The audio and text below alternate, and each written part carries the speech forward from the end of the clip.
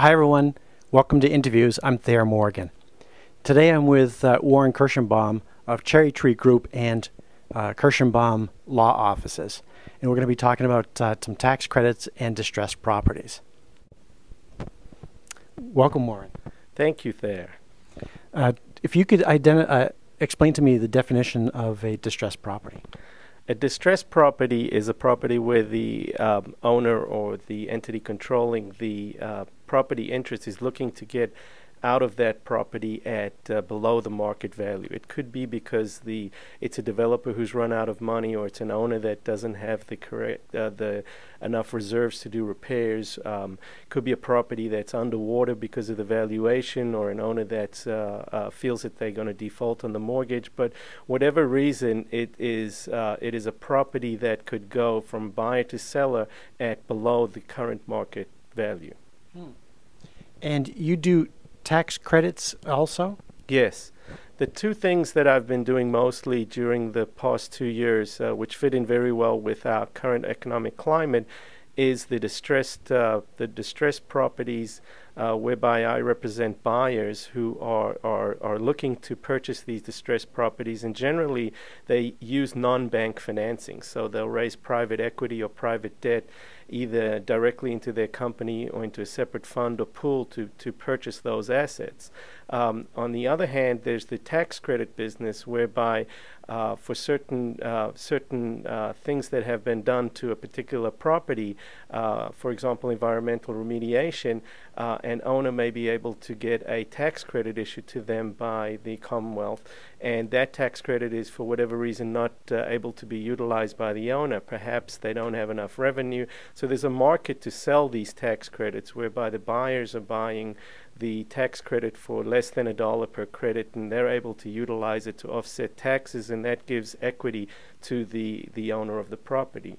The one I just mentioned is the Brownfields tax credit, which is an excellent program in Massachusetts, and we've represented many owners and developers who've needed equity into the projects.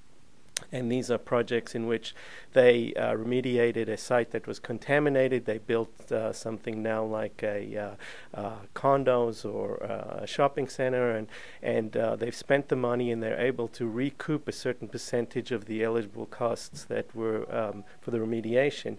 And that's been given our clients a big boost in equity without having to borrow additional funds. So it's a very good program, and it's received great reviews from our clients. Sounds like an excellent tool.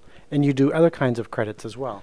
There are other kinds of credits. I mentioned the Brownfields tax credit. There's also renewable energy credits where a developer will get an investment tax credit for actually putting up a renewable energy site. It could be a solar farm, wind, hydroelectric power, and so there's a credit for actually the investment in creating that asset, and then there's a production tax credit for when the energy is being produced, and there's also efficient markets where those can be sold and resold. There's a new markets tax credit which deals with distressed economic areas. There's the historic tax credit for renovating property that's of a historical nature.